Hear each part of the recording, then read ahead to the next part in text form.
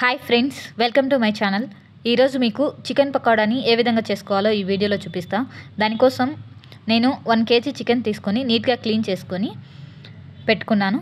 అందులోకి మనకు టేస్ట్కి తగినంతగా సాల్ట్ యాడ్ చేసుకోవాలి ఫస్ట్. తర్వాత వచ్చేసి కాశ్మీరీ చిల్లీ పౌడర్ని 1 టేబుల్ స్పూన్ యాడ్ చేసుకుంటున్నాను.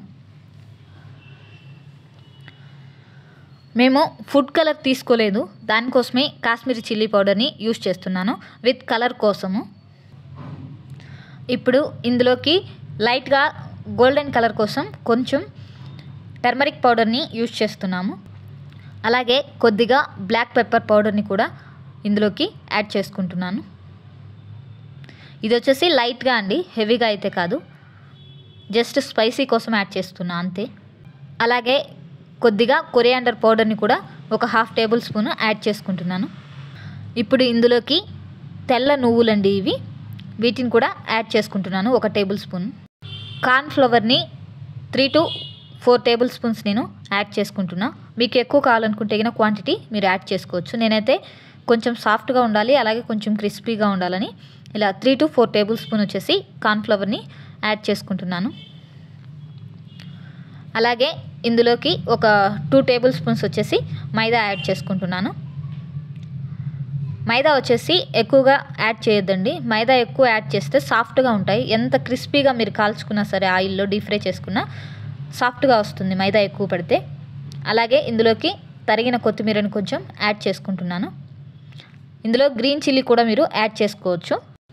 ఎక్కువ స్పైసీ కావాలనుకున్నప్పుడు గ్రీన్ చిల్లీ కూడా యాడ్ చేసుకోవచ్చు. ఇప్పుడు నేను తీసుకున్నదైతే Eastern brand chicken kebab masala అండి. ఇందులో మెయిన్ ఇంగ్రీడియంట్ వచ్చేసి చికెన్ కబాబ్ మసాలా. దీన్ని కూడా నేను 3 to 4 టేబుల్ స్పూన్స్ అనేది యాడ్ చేసుకుంటున్నాను. అలాగే ఇందులోకి అల్లం వెల్లుల్లి పేస్ట్ అన్నమాట, ఇది కూడా కొద్దిగా యాడ్ చేసుకుంటున్నాను. ఈ అల్లం వెల్లుల్లి పేస్ట్ వేయడం వల్ల నీసు వాసన అనేది రాకుండా ఉంటుందండి, అందుకోసమే ఇందులో వేసుకుంటారు. అలాగే 1 ఎగ్ తీసుకొని సగానికి బ్రేక్ చేసుకొని ఇందులోకి యాడ్ చేసుకోవాలి. ఇప్పుడు ఈ మిశ్రమాన్ని మొత్తాన్ని కూడా ఇలా బాగా ముక్కలకు పట్టే విధంగా కలుపుకోవాలి. చూడండి, ఇందులో ఎలాంటి ఫుడ్ కలర్ మేము యాడ్ చేయలేదు. ఫుడ్ కలర్ వేయకుండానే కలర్ వచ్చేసి ఇలా రెడ్గా వస్తుంది. అది వచ్చేసి కాశ్మీరీ చిల్లీ పౌడర్ యూస్ చేయడం వల్ల. ఈ విధంగా బాగా కలిపి పక్కన పెట్టుకోవాలి. 1/2 అవర్ అయినా సరే ఇది కదిలీకుండా పక్కన పెట్టుకోవాలి.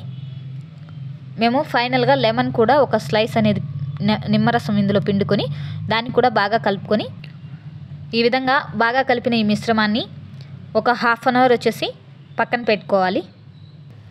ఈ విధంగా 1/2 అవర్ పక్కన పెట్టుకున్న తర్వాత ఈ విధంగా స్టవ్ ఆన్ చేసుకొని బాండీలు పెట్టుకొని, బాండీలు వేడెక్కిన తర్వాత అందులోకి డీప్ ఫ్రైకి సరిపడేంత ఆయిల్ని వేసుకోవాలి. ఈ ఆయిల్ కొంచెం ఫ్రై అయిన తర్వాత మనము ఒకసారి చెక్ చేసుకోవాలి. ఈ విధంగా చెక్ చేసుకున్న తర్వాత మనం ముందుగా ప్రిపేర్ చేసుకున్న ఈ చికెన్ మసాలా ముక్కలని ఒక్కొక్కటిగా ఈ ఆయిల్లో వేసుకోవాలి. దానికన్నా ముందుగా ఇలా 5 పచ్చిమిర్చి తీసుకొని నైఫ్తో ఇలా నడుము ఒక చీలిక పెట్టుకొని ఈ పచ్చిమిర్చిని ఈ ఆయిల్లో వేసుకోవాలి. ఈ విధంగా వేసుకొని ఆయిల్లో 2 minutes డీప్ ఫ్రై చేసుకోవాలి. ఈ పచ్చిమిర్చిని ఈ విధంగా డీప్ ఫ్రై చేసుకొని వీటిని పక్కన పెట్టుకోవాలి.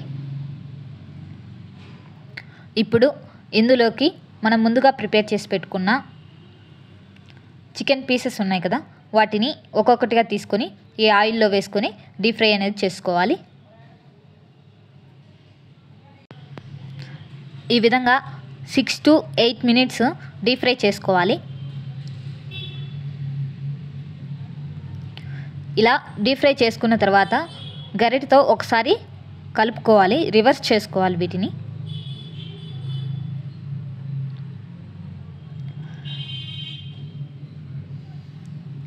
ఈ విధంగా రివర్స్ చేసుకున్న తర్వాత 5 minutes డీప్ ఫ్రై అవ్వనివ్వాలి. లోపలుండే పచ్చి మొత్తం పోయేంత వరకు ఇలా డీప్ ఫ్రై చేసుకొని వీటిని ఇలా బ్రౌన్ కలర్ వచ్చేంత వరకు ఫ్రై చేసి పెట్టుకోవాలి. ఇప్పుడు వీటిని గరిటెతో సపరేట్ చేసుకొని